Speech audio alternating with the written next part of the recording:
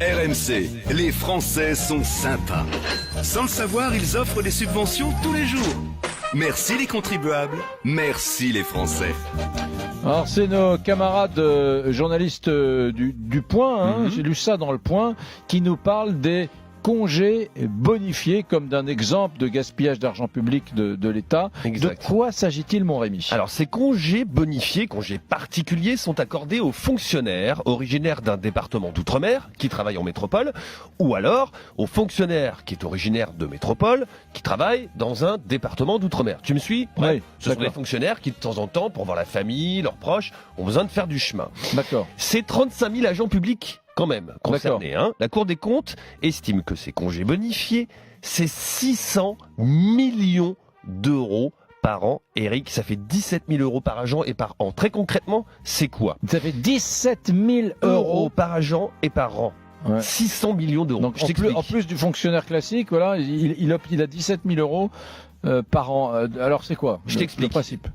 Très concrètement, c'est quoi un congé bonifié ? En fait, ces agents publics bénéficient tous les 3 ans d'un congé supplémentaire de 30 jours. 30 jours de congé supplémentaire tous les 3 ans. D'accord. Donc ils ont 25 jours chaque année. Ok, tu me suis ? Ouais. Et tous les 3 ans, 30 jours en plus.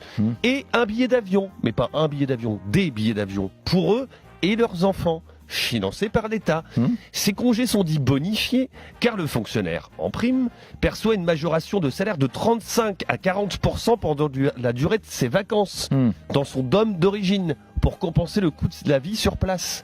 Tu me suis ? Oui. C'est des super congés. Ouais. 30 jours tous les 3 ans avec le billet d'avion payé pour toi et ta famille. Et en plus, durant ces 30 jours, tu es payé de 35 à 40% en plus. Oui, moi je suis pas pour le discours anti-fonctionnaire d'ailleurs.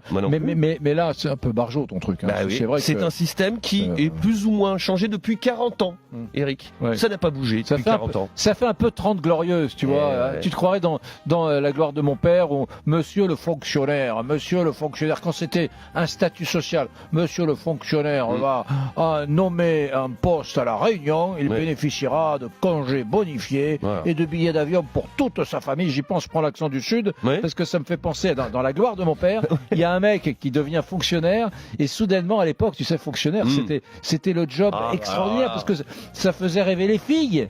Maintenant un peu moins, mais ça faisait rêver les filles. Tu étais dans une petite commune n'importe où en France, tu devenais fonctionnaire. Bon, eh bien à côté, tu avais ces avantages à l'époque. Ça fait un peu 30 glorieuses quand même ce truc-là. Je termine juste en te précisant qu'en 2017, un certain Emmanuel Macron a annoncé sa volonté de réformer les congés bonifiés. Sauf qu'en fait, il souhaite mettre en place des congés moins longs, mais plus réguliers. Donc pas sûr que ça fasse vraiment des économies. Ça ressemble à une réforme à la Macron. Voilà. Ça ressemble à une réforme à la Macron. Même temps, on va tout changer, mais vous aurez quand même les mêmes congés, puis ce sera aussi bien payé. Voilà. Mais bon, en même temps, les billets d'avion, les 30 jours supplémentaires, payer plus. Oui. On peut se le permettre parce qu'on est généreux. Oui, le contribuable français est épatant, bien sûr.